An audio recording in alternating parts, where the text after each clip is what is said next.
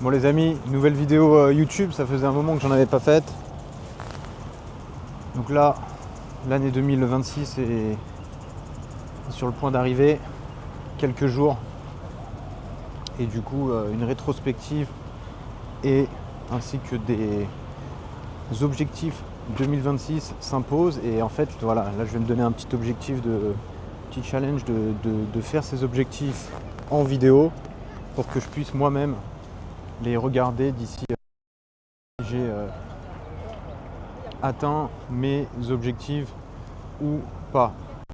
Donc du coup là également peut-être l'une des dernières vidéos sur Hong Kong, parce que bon, je rentrerai dans le détail sur une prochaine vidéo, mais voilà, nouveau challenge prochain sur Singapour. Bon, on va dire que c'est pas très loin, mais voilà, du coup ça va me faire quitter Hong Kong pour aller sur une nouvelle destination que je ne connais pas, parce que j'ai jamais mis les pieds sur Singapour, mais je suis persuadé que ce sera un excellent challenge que je suis sûr de voilà, d'atteindre, d'accomplir, sachant que j'ai déjà travaillé à l'étranger plusieurs fois. Donc France, j'ai fait Angleterre, Londres, Hong Kong et prochainement Singapour. Donc voilà, je vois pas ce qui pourrait changer par rapport à un environnement asiatique type Hong Kong.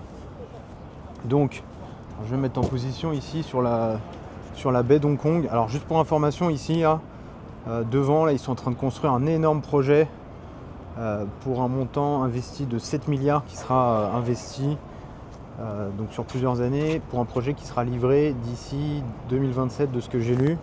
Je mettrai l'article en commentaire de cette vidéo. Donc premier objectif, bon alors déjà petite rétrospective là au niveau de 2025, au niveau des biens immobiliers que j'ai. Donc petite parenthèse, on va dire, petite introduction sur l'immobilier.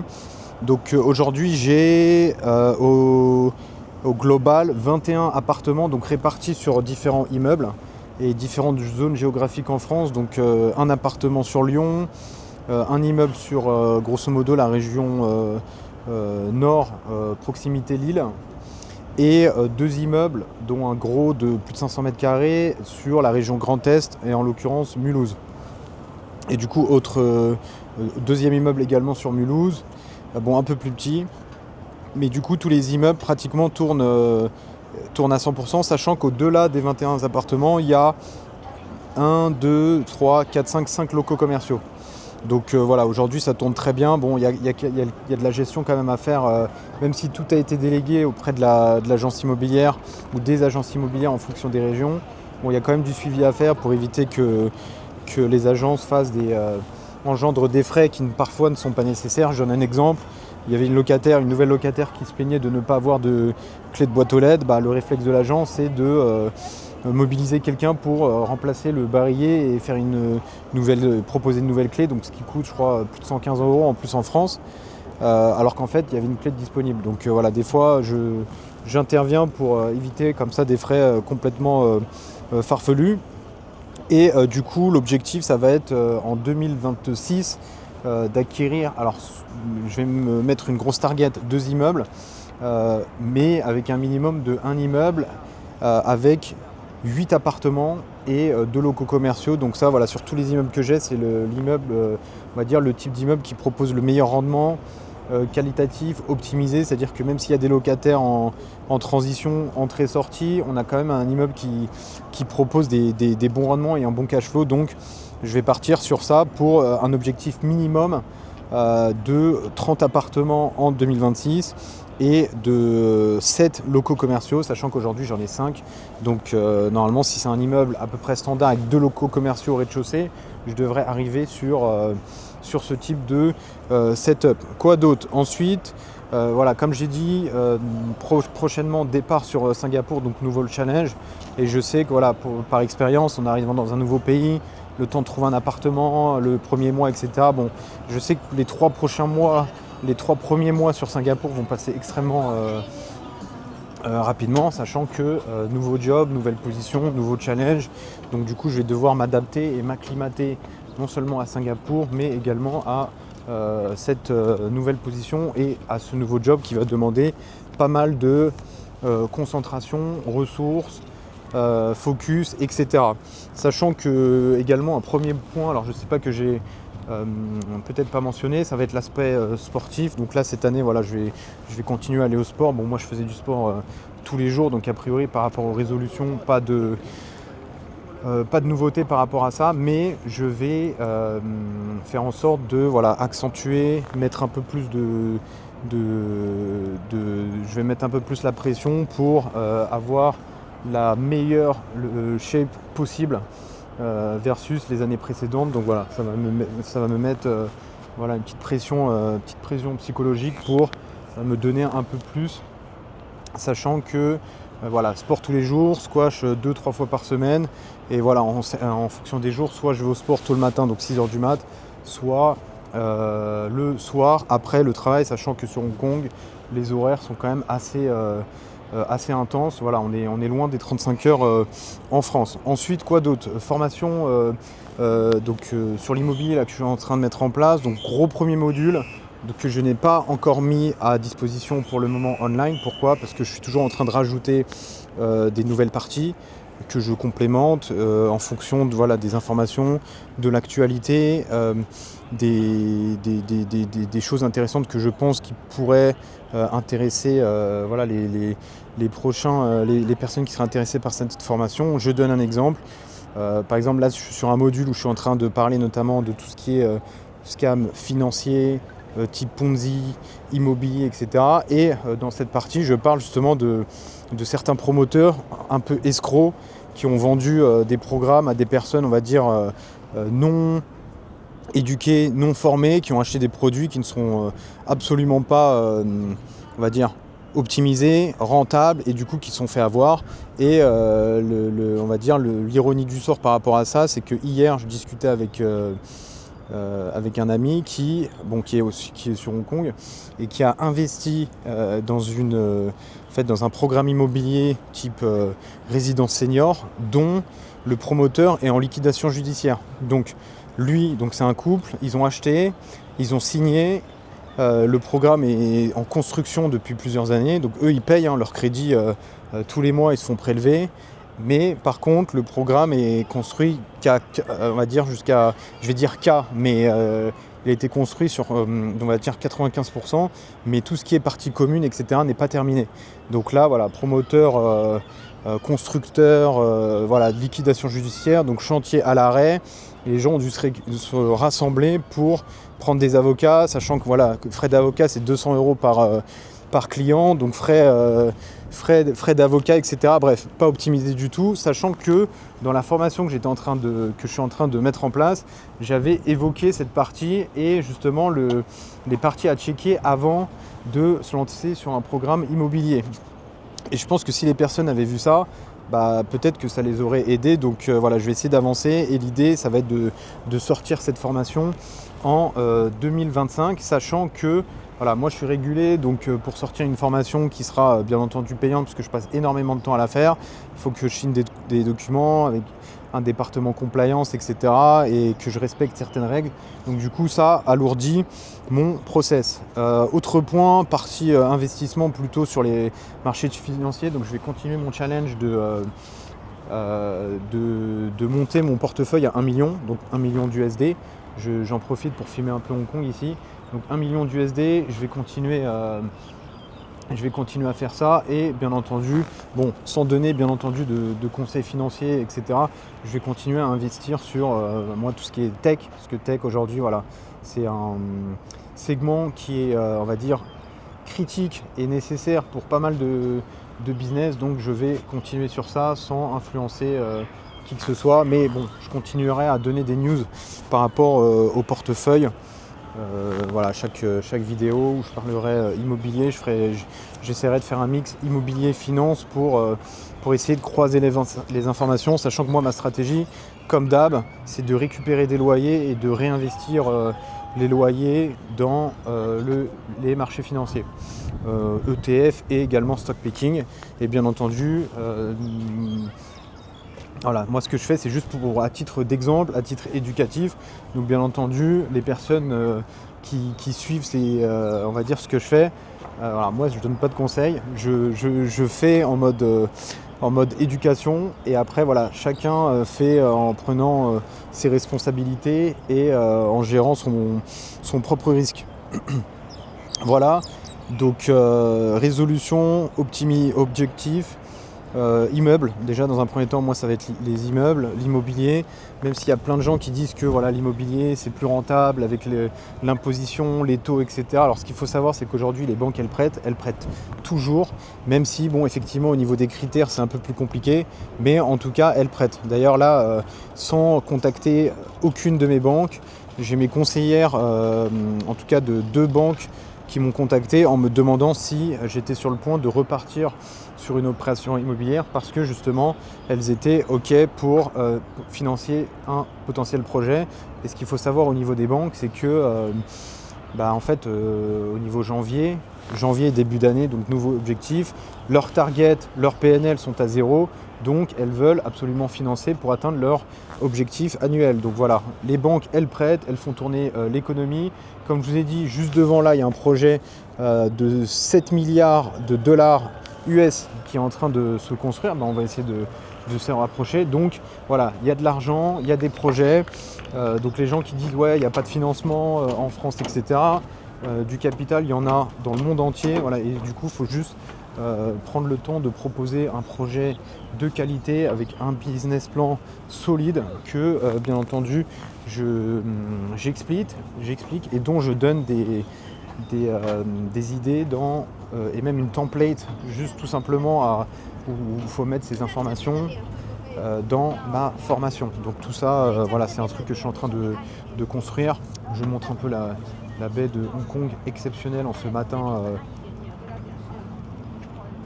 froid mais ensoleillé. Voilà les Galcon City, Wan Chai là-bas, centrale ici, Admiralty je dirais, centrale ici, petit parc ici. Voilà, donc pour revenir au financement, les banques prêtent, il faut juste bien sélectionner le projet et ne pas avoir peur de négocier. Souvent, alors déjà j'ai un ami qui est en train d'investir dans la même ville que moi, sachant que j'ai 2 amis qui ont investi dans la même ville, en l'occurrence Mulhouse.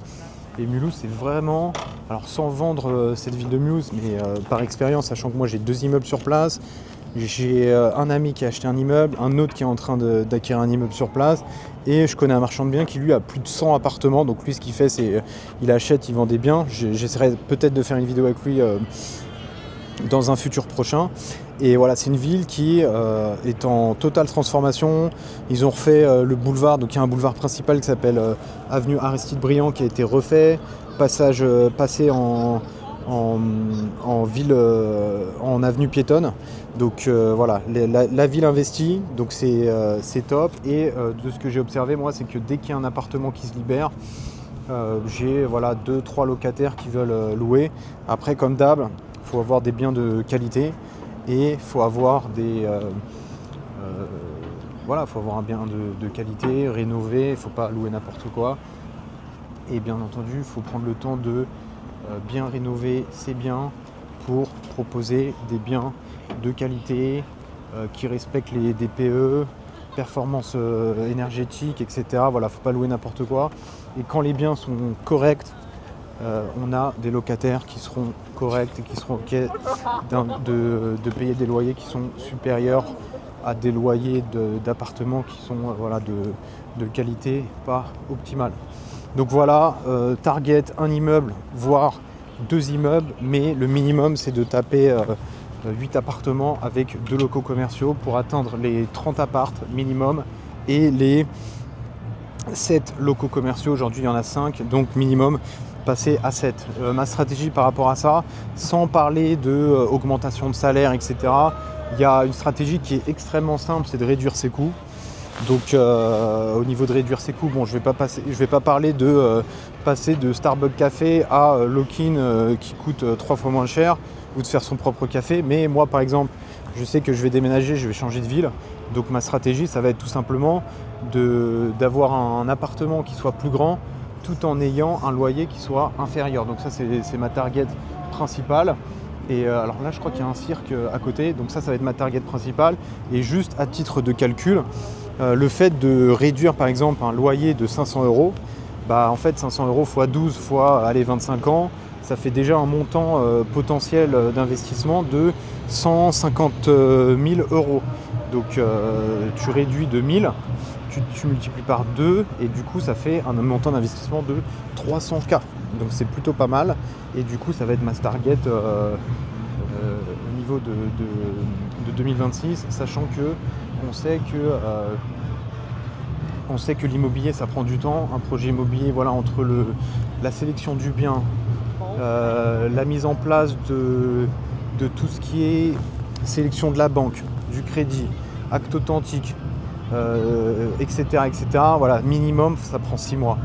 Donc sachant que je vais dans une nouvelle location, où je vais devoir prendre du temps à trouver un appart, sachant que je serai également en train d'être sur une nouvelle position de job, voilà, 2 biens immobiliers, ça risque d'être assez challenging, mais je pense qu'un bien est tout à fait faisable. Donc voilà, dès que je vais arriver, je vais me focaliser sur ça.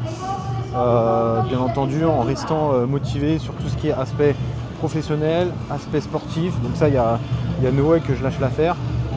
Donc c'est sport tous les jours, ça c'est voilà, il n'y a aucune négligence par rapport à ça. Et du coup voilà, ça va être une organisation quasi militaire pour faire donc job, sport, programme immobilier, projet de formation, tout en ayant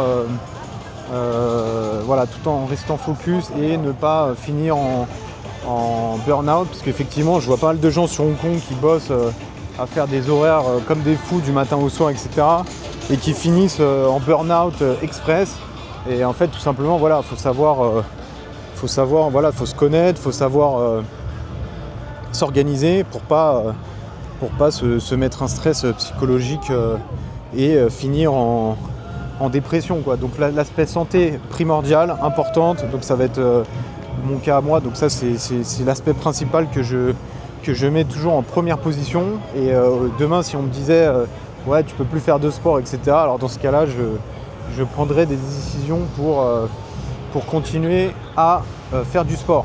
Donc voilà pour les projets 2026 à venir, immobilier, finance, formation. Quoi d'autre? J'avais aussi un autre projet de faire, bon ça je sais pas si j'aurai le temps, mais je me la mets quand même dans un petit objectif, c'était de faire une formation au-delà de l'immobilier, mais plus sur la partie on va dire connaissances financières, etc., pour tout ce qui est on va dire fonctionnaire en France. Pourquoi? Parce que là j'étais en fait j'ai eu un locataire, juste pour la petite anecdote, j'avais un locataire qui était en fait militaire. Et du coup, en fait, bon, militaire, normalement backupé par le corps d'armée, etc. Et en fait, cette personne qui, normalement, avait un profil AAA, zéro risque, etc., a arrêté de payer son loyer. Et bon, du coup, il a quitté l'appart et tout, mais avec quelques mois d'impayés, quoi. Et quand j'ai discuté avec lui, parce que voilà, je voulais discuter avec lui pour essayer de comprendre, bon, bien entendu, j'ai pas fait de procédure, etc., parce que voilà, le gars militaire et tout, on va dire, on le remercie pour son service rendu à la France, quoi. Mais du coup, ouais, j'ai donc pas de procédure, mais moi, la condition que j'avais, c'était uniquement de discuter avec lui pour essayer de comprendre. Et du coup, voilà, quand j'ai discuté avec lui, bon, il m'a expliqué que par rapport à son parcours, aux opérations qu'il avait fait, etc., il était il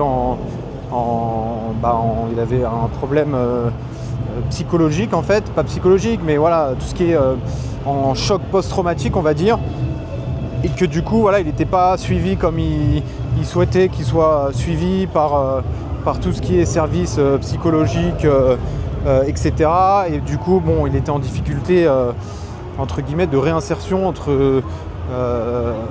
dans la vie civile, suite à ces opérations militaires à l'extérieur, etc. Donc voilà, on a discuté, j'ai compris, et puis voilà, je lui souhaite un bon rétablissement. Mais voilà, je pense que voilà, il y a pas mal de gens comme ça dans des fonctions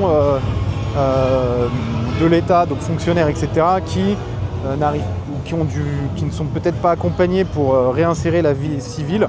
Et du coup, ouais, peut-être une formation pour expliquer comment investir, comment s'en sortir, et surtout comment bien gérer cette transition entre le moment où les personnes ont des salaires, ils sont suivis, nourris, logés, etc., à un moment où ils arrivent dans la vie civile et ils doivent trouver un emploi par eux-mêmes, sachant qu'avant, voilà, ils étaient un peu aidés par des départements et tout. Et du coup, en fait, là, ils arrivent à un moment avancé de leur âge où finalement, ils sont dans une phase où on dirait où une personne normale a eu son diplôme et commence à chercher un emploi, sauf que la personne là qui se met à chercher un emploi est une personne qui est un peu plus âgée, etc.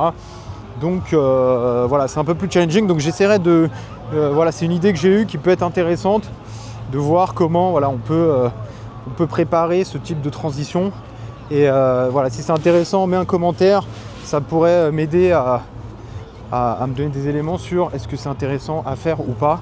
Mais du coup, je trouve que c'est une idée intéressante. Mais le premier point, ça va être la partie immobilier. Ensuite, diversification financière. Et après, ce autre bloc, on va dire, transition, fonctionnaire, préparation,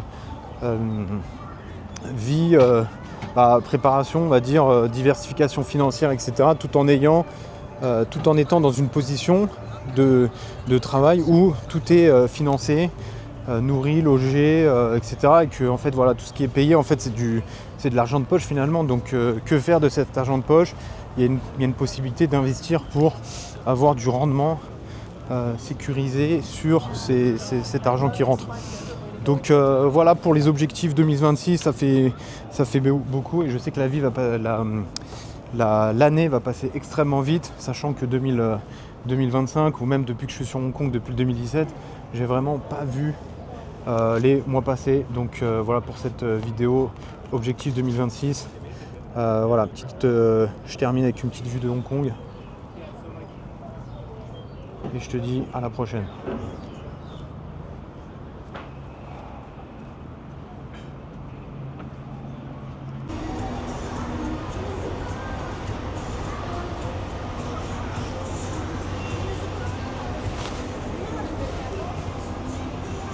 Bring it up, up.